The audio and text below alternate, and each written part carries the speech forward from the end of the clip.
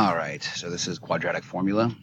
Same thing, we're dealing with that ABC thing going over. When we deal with quadratic formula, the rule on this one is we want everything on the left and then 0 on the right-hand side. So remember that for quadratic formula. And don't forget this. This is the standard form that y'all been dealing with. So you need to know your b squared, your 4ac, and your 2a. So here we go. There's a 1 in front of that x squared. So my a is 1. B is -2. C is -8. B squared. Y'all do not forget your parentheses and desmos. I see this over and over. When you square a number, it will never be negative. When you square a number, it will never be negative.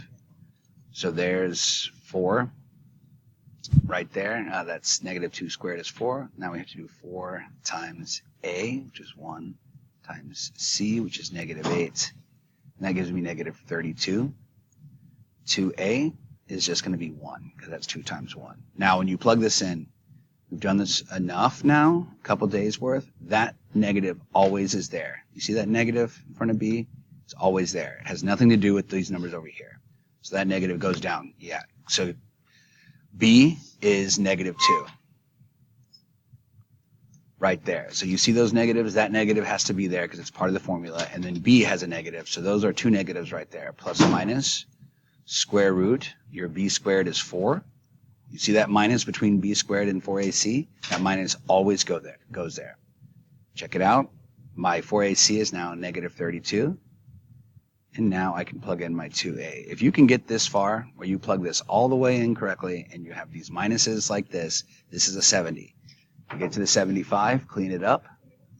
Minus minus turns into positive on both of these things. So minus minus turns into positive over 2. This is about a 75. Now going to the next one. Show the work.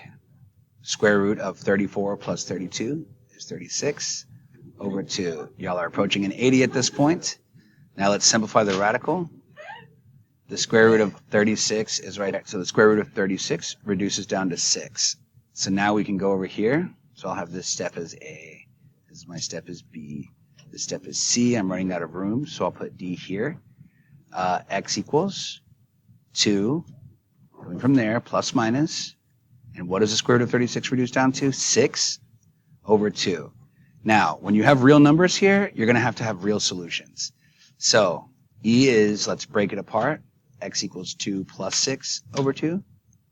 And then X equals 2 minus 6 over 2. So this gives you 8 over 2, which gives you 4. And then this one gives you 2 minus 6 is -4 over 2, which reduces down to, sorry, out of room, -2. So you end up with X equals 4, good for us, and X equals -2. Sorry for the messy work right there, but you'll survive. So that's number 11.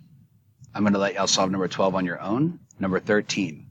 Notice it's the same exact problems as the quadratic formula before, but on 13, you need to go ahead and make sure you have this labeled down. When it says for your quadratic formula, strongly recommend getting these all written down. You'll have your b squared, your 4ac, and your 2a. So make sure you have that written down. I'm not going to work this problem for y'all. I'm just going to get it set up for you. That should be enough. If you're stuck on how to work it, go to problem 11 and figure it out. Now, number 15, I will work this one for you. Completing the square is a little different. We only did one day of this, and it's a little different. And what you have to do on this one is numbers on right, numbers on right, numbers on right, letters on left.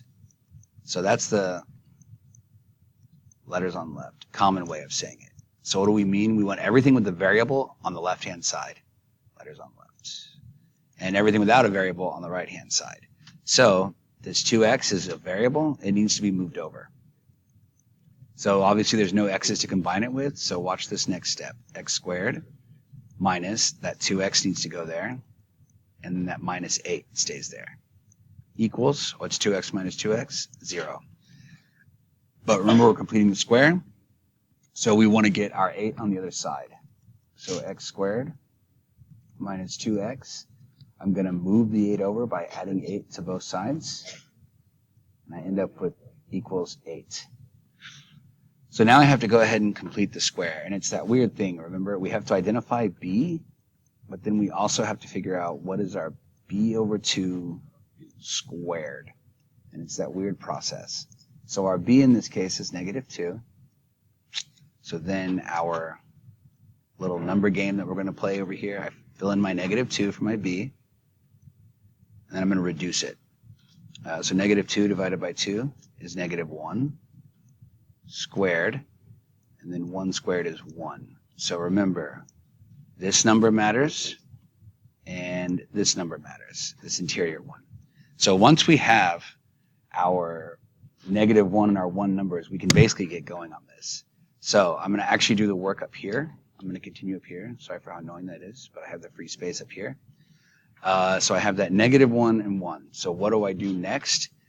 Once I have this, I basically can just like do the next step. So I'll write this problem up here. We're on this part of it. We have x squared minus 2x equals 8. This number right here, that -1, underline that first one. Oh no, sorry, the purple one. We're looking at the purple one. We're going to basically add that purple one to both sides of our equation. We're going to add that purple one to both sides of our equation. Right there. And if you're wondering which one I'm talking about that one right there. So that gets added up.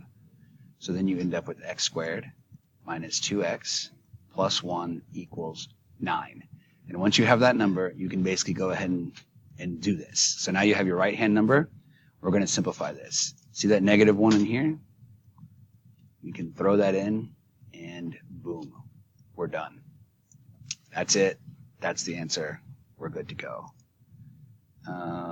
This is that one. 18 and 19, don't worry about.